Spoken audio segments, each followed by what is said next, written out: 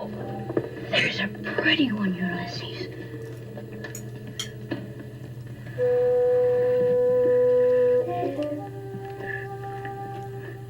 There it is. Oh my god. Hello, BookTube. I'm Sean the Book Maniac. Welcome back to my channel. I am...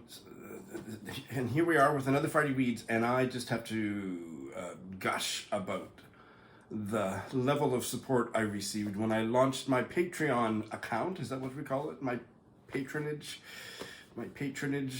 grovel 4 days ago, maybe later today. The initial response has been, well, I don't want to start crying, so I'm going to have to choose my words carefully here, but I have been overwhelmed by the level of response. It means so much. It makes a big difference to me financially, but it's a much deeper feeling of support and affection from so many of you. I am really grateful and excited about what this is going to make possible. Conceivably, I don't want to get too far ahead of myself, but conceivably, booktubing could become more of a vocation and less of a hobby in the future. And that is an indescribably joyous prospect for me. So thank you, everyone. Some of you may not have seen the announcement video and the short story that I read. I'll put a link to those in the show notes. I'm still finding my way in terms of how much I'm going to be promoting Patreon on my channel. It's going to be at the top of all my show notes from now on. And what I've decided to do is on my Friday Reads. Remember last year or earlier this year, I had a week in review type of video where I just quick highlights, no more than about a minute total, of video clips from other videos that went up, because I have a lot of Friday Reads watchers that don't follow anything else that's going on my channel, and I thought that would be a way to kind of put it in your faces so that you might check some of the other videos out. I'm going to revive that starting with this Friday Reads, and I'm also going to include, and again, I want the entire week in review thing to be a minute or less, but I'm also going to include Patreon content just so that you're aware of what's going on the Patreon side of things, okay? It is a statistical fact that the overwhelming majority of you watching this video have no inclination or wherewithal or interest in supporting me or anybody else on Patreon.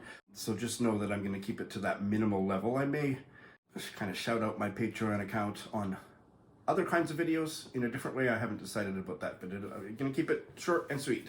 But putting that housekeeping aside, I just have to say again that I feel validated as a person, as a content creator, and that there is actually going to be a path forward where I don't have to return to some boring clerical office job to pay the bills, but that I can continue to invest my time and energy and passion in the kinds of things that I currently do here and that I envision doing in the near future and the more distant future, and that might actually be a source not only of joy, but also sustenance. So thank you so much. I am just flabbergasted. So enough said. Thank you.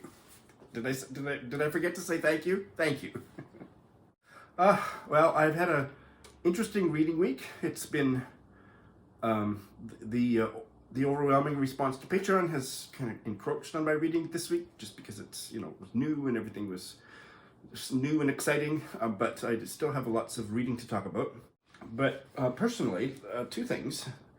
Not only has Patreon pretty much overnight become a major source of my income, I landed a proofreading editing job through a friend who recommended me to her friend, who is a Chinese-Canadian PhD student, and she's paying me a hefty sum to proofread her dissertation.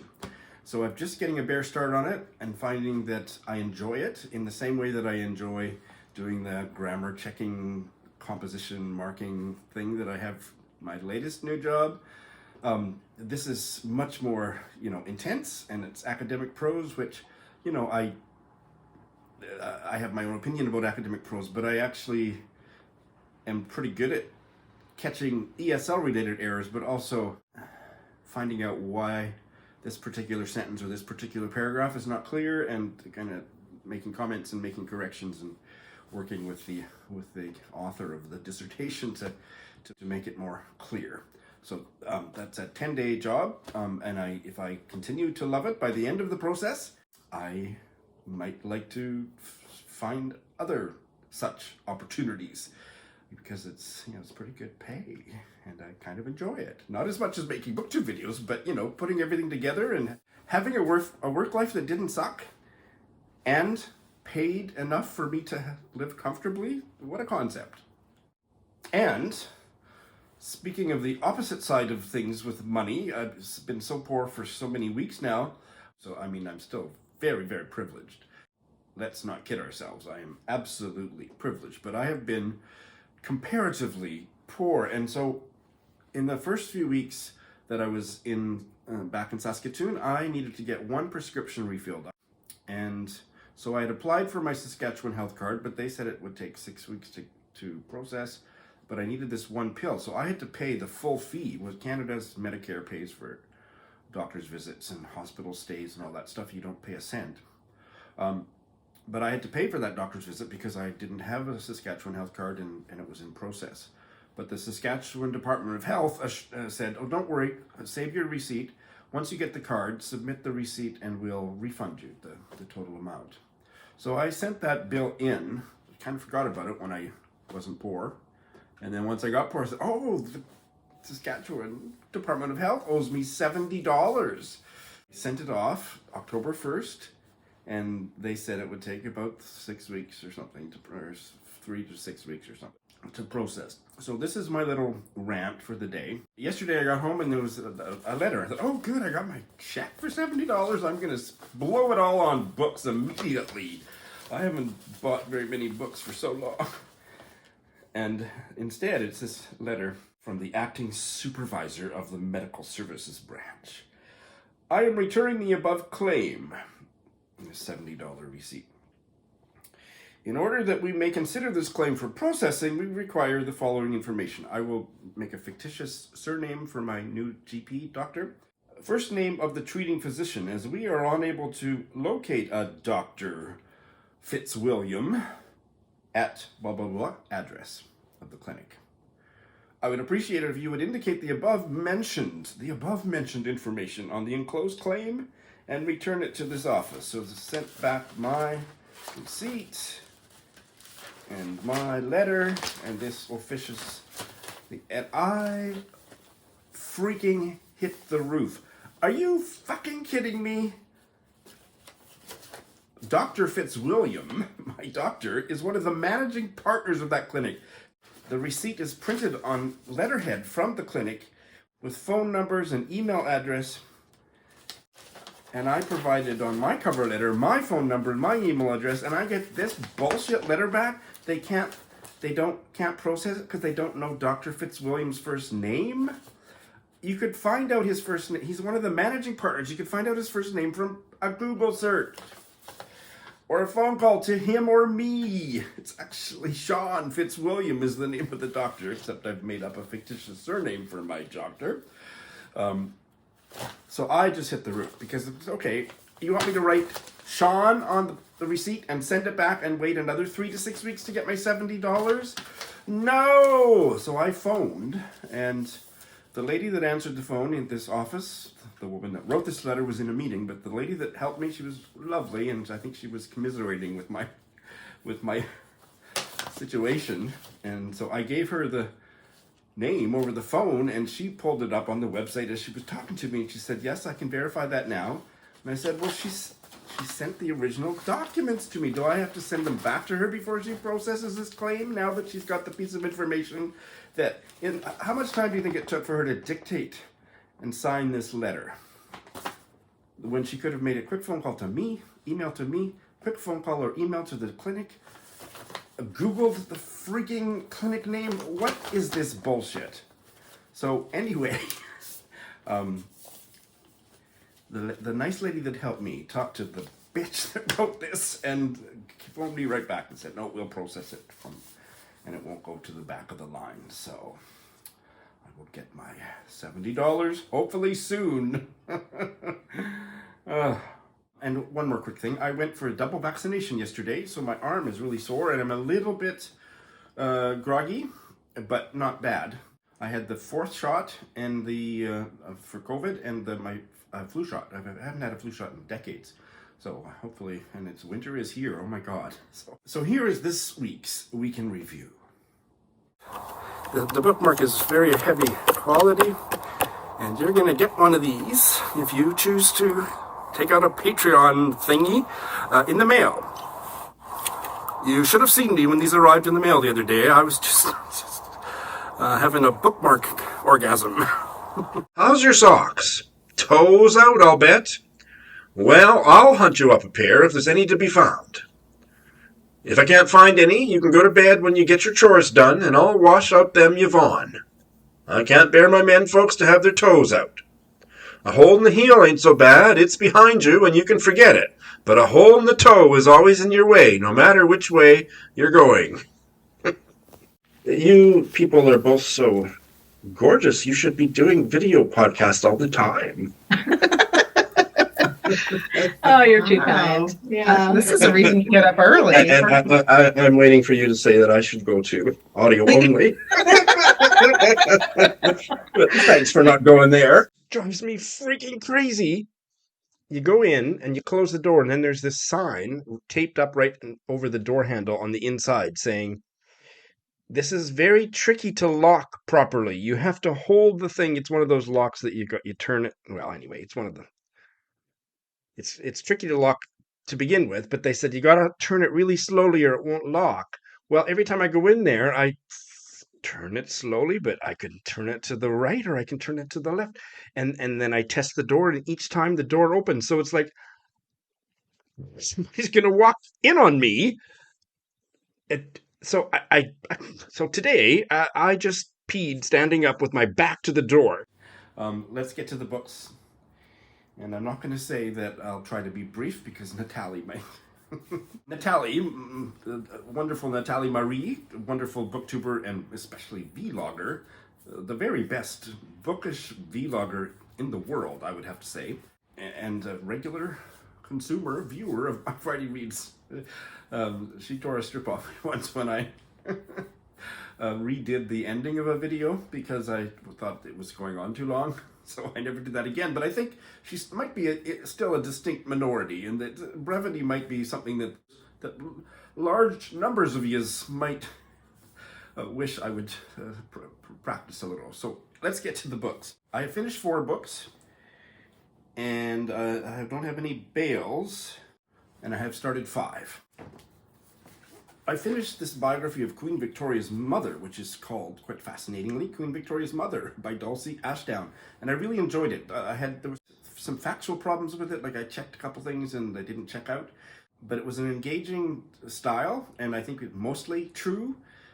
It was really interesting if you're into this sort of thing, which I very much am. I've been reading about Queen Victoria's relationship with her mother since I was 11 years old, and this certainly fleshed some things out. The thing about Queen Victoria's mother is that after Queen Victoria's father died, when Queen Victoria was about a 1-year-old baby, it looked like she was going to be the heir eventually, and her mother, who'd just been in the country a few months, German-speaking princess, also named Victoria, she got enmeshed with one of her late husband's equerries or something, Sir John Conroy, and together they really abused Princess Victoria, especially as she got into her teenage years, and they controlled her so tightly. What they wanted to ensure was that if she came to the throne before she was of age, that they would be the regents, Sir John Conroy and Queen Victoria's mother, and they ended up really kind of abusing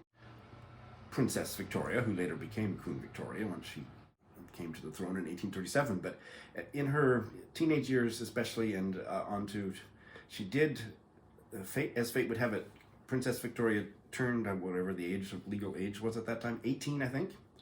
And then just a few short months later, the King William IV died and she became queen. And so she was of age, so she could just bat Sir John Conroy and her mother away and take control, and she very much did.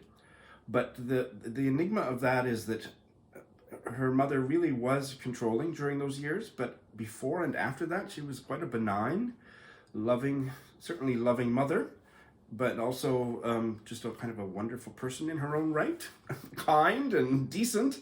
But I guess she got kind of herself got kind of under the thumbs of this over power hungry equerry, Sir John Conroy.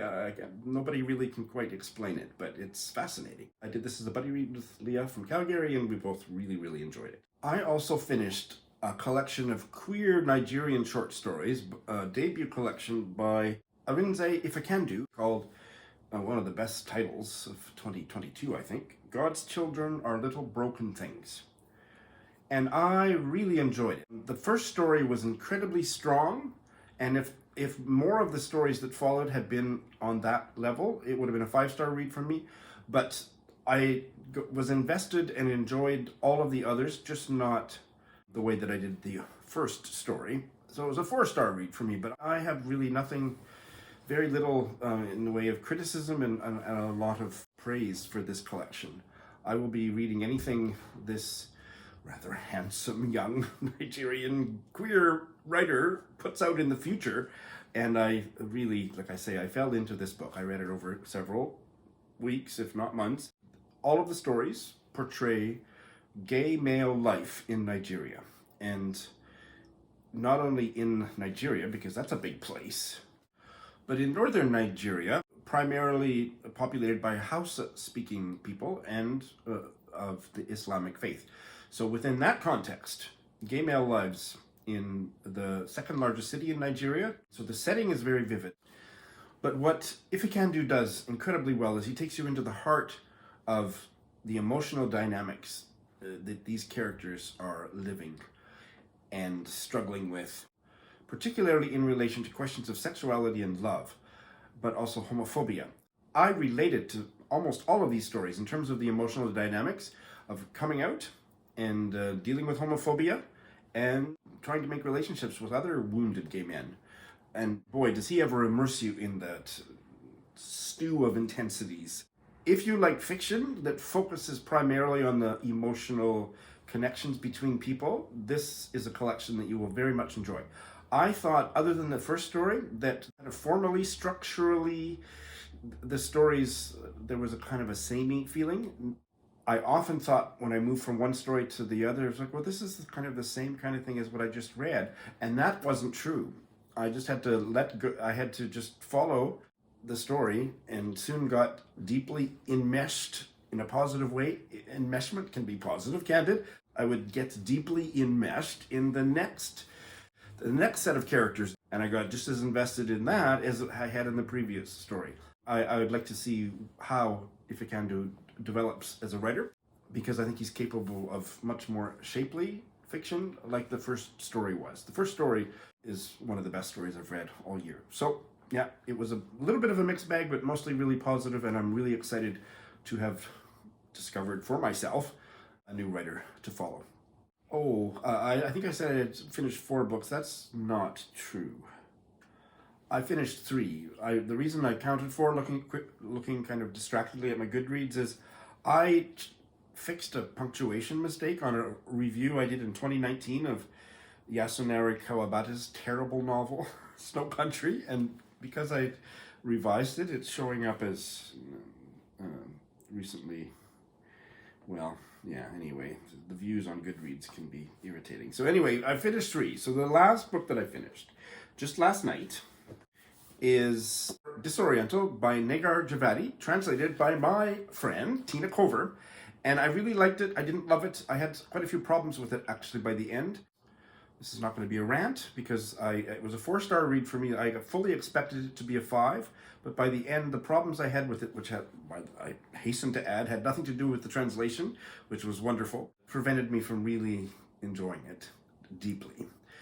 I didn't really care for the narrator, and I wasn't persuaded that the things that she was telling me were actually true. I never got invested. There is a large family at the heart of this story, and I found all of that stuff pretty darned interesting. And I learned a lot about what it was like to be in Iran during the period that this novel was set in. And that was fascinating. But that felt like kind of a nonfiction, like receiving information that I typically would get from nonfiction. But I didn't really ever, she didn't seem like a real character to me, neither did her parents. There was something remote. I felt like I was being kept at a distance throughout the novel. And I couldn't quite put my finger on what was going on until I got into the final third, and I thought, I don't really care about these people. I'm distinctly in the minority, and like I say, it was a 4-star read, so I enjoyed it. But I thought it was quite a flawed 4-star book in many ways, in ways that are important to me as a reader. It wasn't a Sean book at all by the end, but I'm glad I read it. So those are the books that I finished. And everything that I've started to read this week has been indigenous authored books, fiction and non. Skoden 2022 is in full swing, and I had room, in terms of capping my reading at 15 books at one time, I had room to actually start more, but I just didn't get to more. But I started 5, and I've just kind of got a bare taste of each of them. The first one that I started is this hot off the press work of reconciliation-themed Canadian nonfiction, Valley of the Birdtail, and the subtitle is An Indian Reserve, a White Town, and the Road to Reconciliation, co-authored by the settler author is Andrew Stobo Sniderman, and the indigenous author is Douglas Sanderson, aka Amo Benashi. And what I found by reading the foreword or introduction first, I often skip it, I'm glad I didn't here, is that Douglas Sanderson, Amo Benashi, is a law prof, and he was Andrew Sniderman's law prof back in the day. And then the way life moved and Canadian culture shifted with this, that, and the other thing, they ended up writing this book together. And the premise of this is just, it's so important and it's so relevant. And so far, how far am I into it? Not very far, page 28. I'm just really impressed with the way they've set it up. So it is about a white settler town in the boonies of Manitoba that's just across the ravine from an Indian reservation, and charting the history of the relationships between those two communities over time.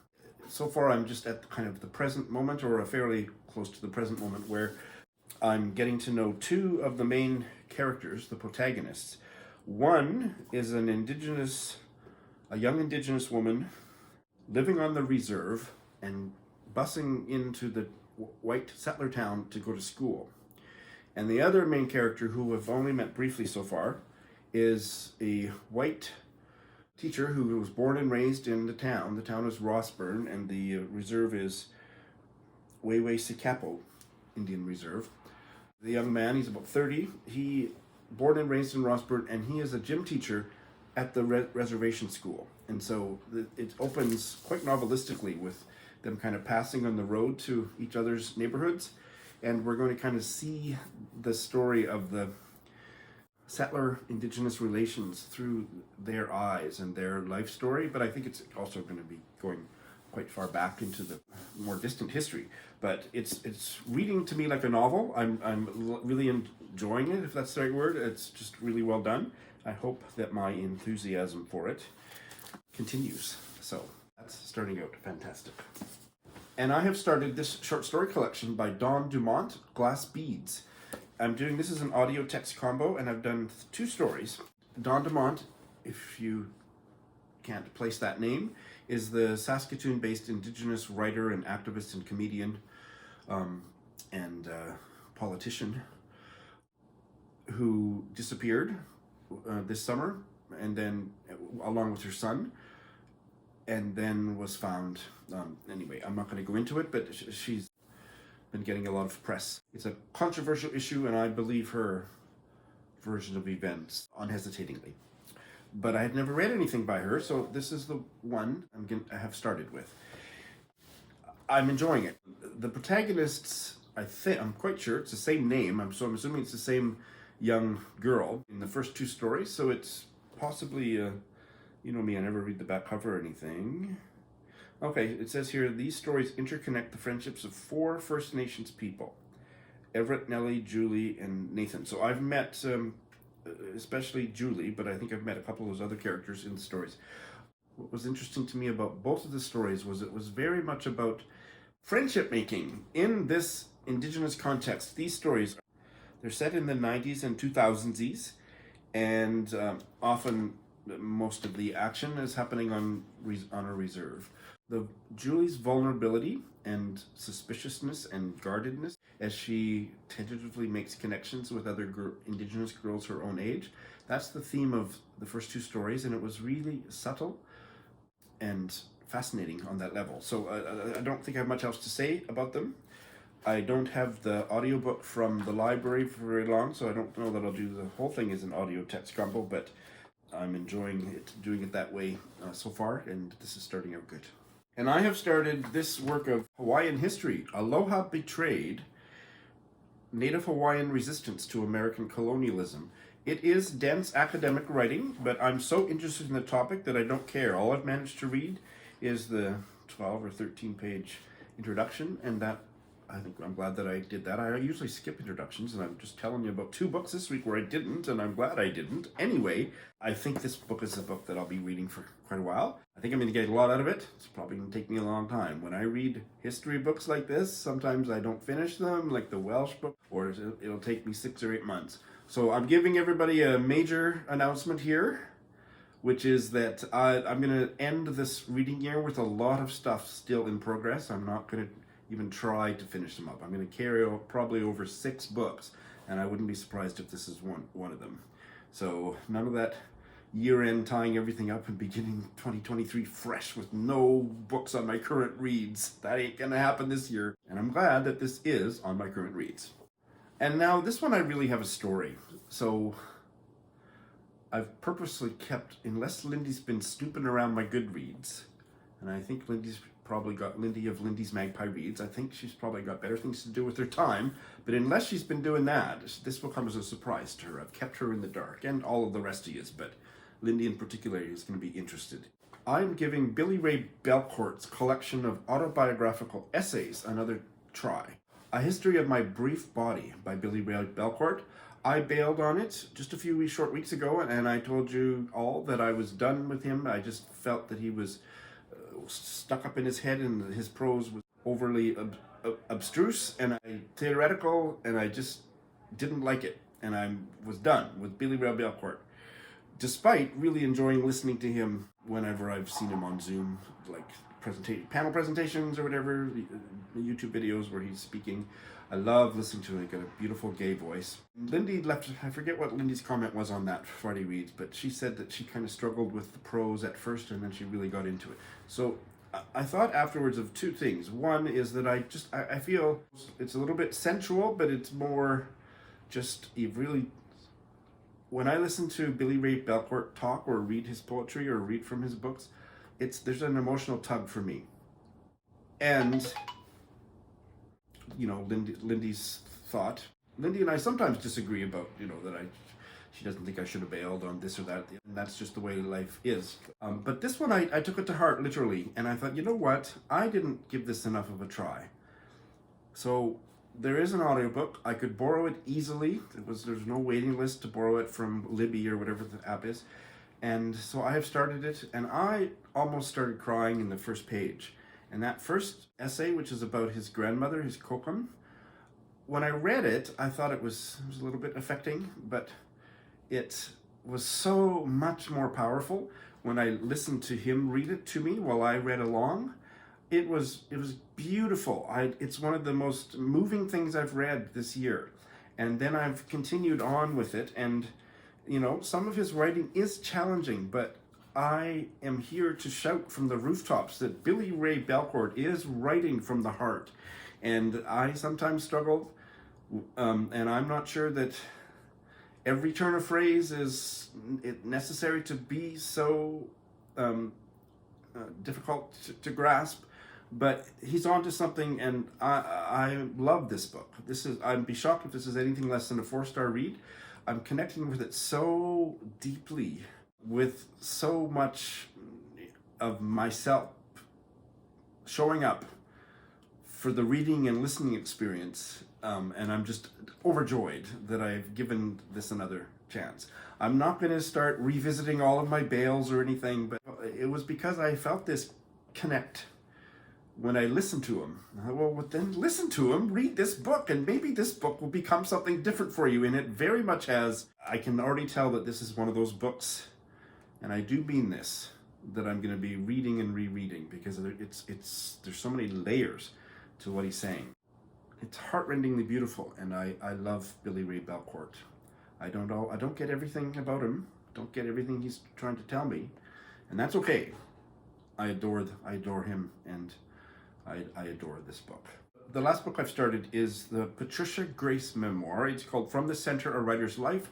I am reading this to Kendra Winchester, and the first chapter was bumpy as a reading narration experience because so much Maori vocabulary in it that I didn't know how to pronounce.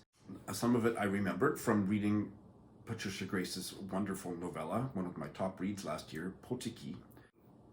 I'm reading it to Kendra, so I don't want to just completely massacre the Maori vocabulary. So what I realized is that I can keep Kendra on Voxer, it doesn't disconnect, and I can go to another browser page and look up, there's a wonderful Maori dictionary, I'll put a link to it in the show notes, where they will have an audio file, so it translates the word for me, but also the audio file of how to pronounce it. And when I play that, it records on Voxer very clearly. So that worked, except that there was so much, every sentence in the first chapter introduced more Maori vocabulary that I didn't know how to pronounce, and I didn't know what it meant. A lot of it you could learn in context, but then I'd have to look up 2 more words in the next sentence, and then in the sentence after that, they would be words repeated that I just looked up 2 sentences back, and I couldn't remember how to pronounce them. So it was difficult. So Kendra and I talked, and we're gonna keep going with it, but we may end up abandoning it because it's going to be pretty laborious if I'm looking up words and playing recordings of how to pronounce words. For Kendra, I don't mind doing it, but it's going to slow the reading process down a lot. And then if I'm going to forget, do I want to make the time to prepare and make notes before I actually read it to her? I don't know. So anyway, that's all kind of on the side. So the first chapter was very interesting, but it was a challenging audio narration experience, and we'll see how it goes. But I certainly want to know a lot more about Patricia Grace after loving her Potiki novella so much. So that's what I've started. I think there's room on my current reading calendar to start 2 books, and I may start 2 books or I may only start 1, but I will tell you about the one of them. This Indian novel, All About H. Hatterr by G.V. Desani, Govindus Vishnundas Desani, 1909 to 2000. This is going to be a pseudo-buddy read, at the end of which my buddy reader and my pseudo-buddy reader and I are going to have a Zoom discussion. It's going to be my first time to have a Zoom chat or collaboration with this very famous booktuber, one of my very most favorite booktubers, Eric Carl Anderson. So stay tuned. We're going to read this, maybe take a couple of weeks to read it, and we're going to chat on Zoom, and that'll be showing up on my channel after that. I don't think I will say any more about this book. It's been sitting on my shelf. I think I bought it secondhand somewhere in Tokyo, and Eric referred to it in a video, and I contacted him and said, do you want to do a thing, a collaboration, a Zoom chat thing? And now that Booker season is over, Eric has time to fit the book in, and so do I, so it's quite a cover. Looking forward to it. All right, thanks for watching.